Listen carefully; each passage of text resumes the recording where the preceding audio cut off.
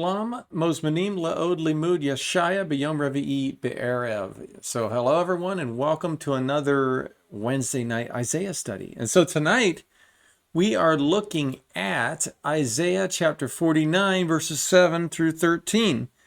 And so before we begin, let's open with a word of prayer. Heavenly Father, we thank you so much for this time that we can gather together, we can study your word. Lord, we thank you for the transformative power of your word in our lives and your presence in our lives. And we ask, Lord, as we study your word tonight, that you would speak to our hearts, help us to apply your word to our lives to bring glory to your name. And I pray for Israel, Lord. I ask that you would help Israel to conquer her enemies, defeat her enemies, defeat Hezbollah and Hamas, and just totally eradicate these terror networks, Lord. And I pray for salvation and for the nation of Israel as well, and for all of those throughout the world. And we ask, Lord, that you would do all these things in Yeshua's name. Amen. Okay.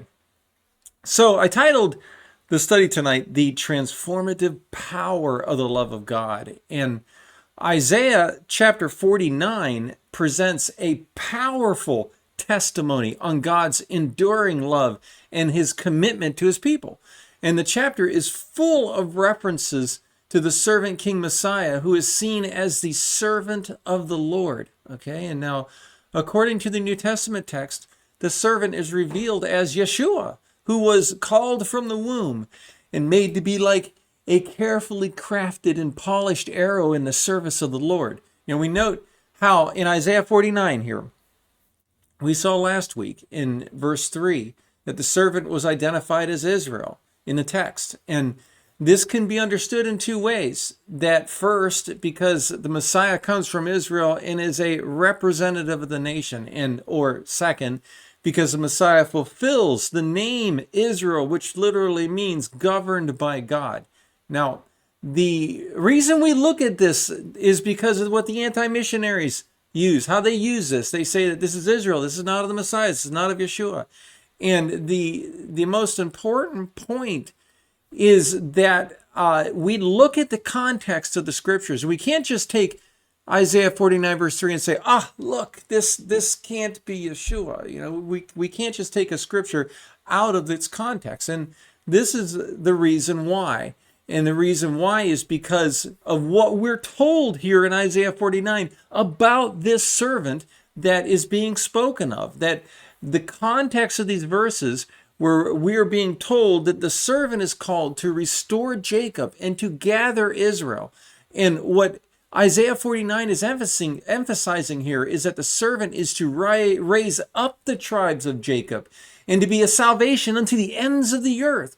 And so these statements make any kind of a collective understanding of the servant quite difficult. With the anti-missionaries, they claim that this servant is Israel. And the reason that this is quite difficult is because then you have Israel gathering Israel, or Israel restoring Israel, and it doesn't make sense. It doesn't make sense.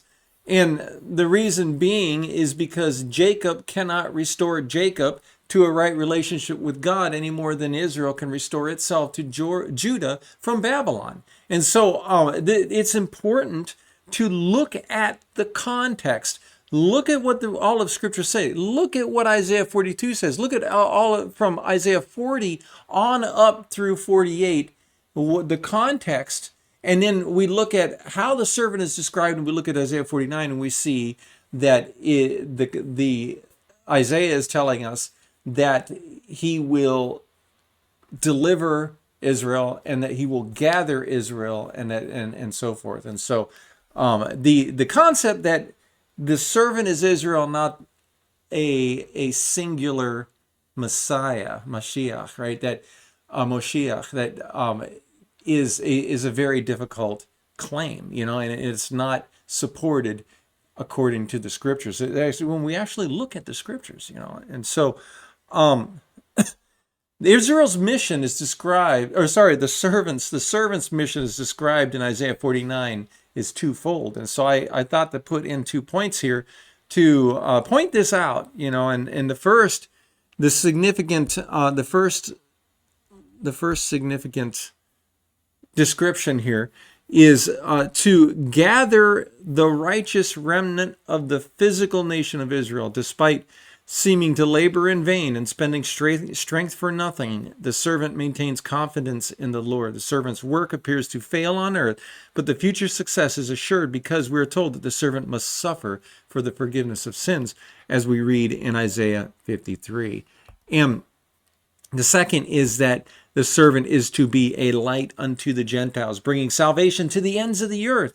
And the servant is not only for Israel, but also for the Gentiles. And the servant's mission extends beyond the borders of Israel, reaching out to the distant lands of the Gentiles. And so it's through these actions that the servant enables God's people from around the world to return to him. And this is how God declares that the servant's task is to make it possible for God's people around the world to return, right? And the servant's mission assures us that amid the trials and tribulations, God's promise of salvation and restoration remains certain. His love is unshakable, and his plans for us are for prosperity, not for despair, right? And thus the servant is described in Isaiah 49 that as he is described here in this chapter, plays a very crucial role in bringing people back to God. The servant in Isaiah 49,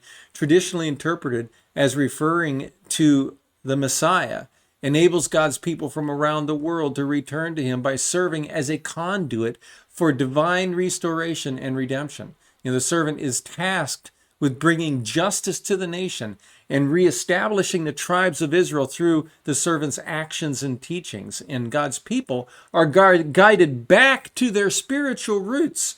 And the knowledge of God is spread across and around the globe, right? Around this earth, right? And so this is a spiritual awakening that ultimately leads to the unification and reconciliation of God's chosen people, allowing them to return to him in harmony and in devotion. We note how the New Testament text speaks to these things. It speaks to this unification and reconciliation of God's chosen people in several passages. And one of the most prominent is found, Paul wrote about in 2 Corinthians 5, verses 11 to 21. And so here are the verses. Let's read through these and see what Paul has to say.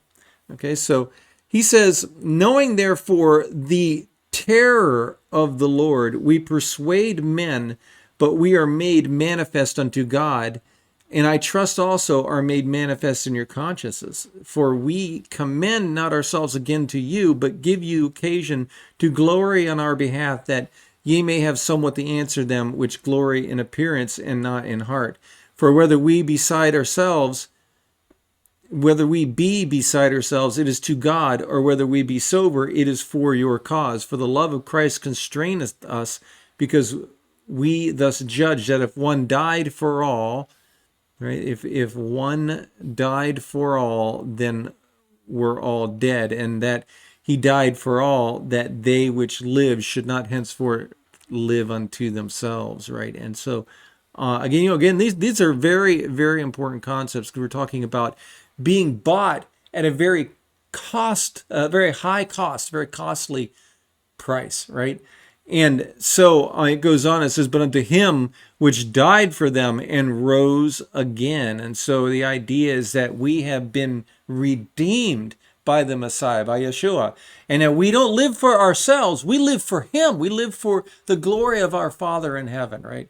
And then it goes on, and it says, wherefore henceforth know we no man after the flesh, yea, though we have known Christ after the flesh, yet now henceforth know we him no more. Therefore, if any man be in Christ, he is a new creature, okay? And that's another important concept here. Old things are passed away. Behold, all things are become new. And all things are of God, who hath reconciled us unto himself by Yeshua the Messiah, right? Jesus Christ, and hath given to us the ministry of reconciliation, to which that God was in Christ reconciling the world unto himself, not imputing their trespasses unto them, and hath committed unto us the word of reconciliation. So again, you see this mercy and grace of God in our lives today, just as it was back when this text was written. And then it goes on, it says, now then, we are ambassadors for Christ, as though God did beseech you by us. We pray you in Christ's stead, be ye reconciled unto God, for he hath made him to be sin for us, who knew no sin, that we might be made the righteousness of God. Okay, so this is a very, very significant verse, and it speaks to the work of the Messiah and the mercy of God and the transformative power of God in our lives because of our faith in what the Messiah has done. Okay, so these scriptures or these passages speak of this transformative power of Yeshua's love and the new life that comes from being in the Messiah. And this new life is from the sense of turning from the old ways. So these old ways are ways that live contrary to what God's word says, right? And God's given us his word so that we can know how to live our lives for him as the people of God. And this is the new life. This is the new way. This is the way in which we live our lives to bring glory to his name, because we have been redeemed, that we are saved, that we have been given eternal life. Okay. And this is that salvation is the justification portion of who we are in the Messiah and how we appear to God the Father because of our faith in the Messiah, right? And so again, okay, so this text emphasizes that anyone who is in Messiah, in Mashiach, is a new creation, and the old life has passed away. And this is a spiritual awakening that's being spoken of in Isaiah that leads to change in our perspective, right?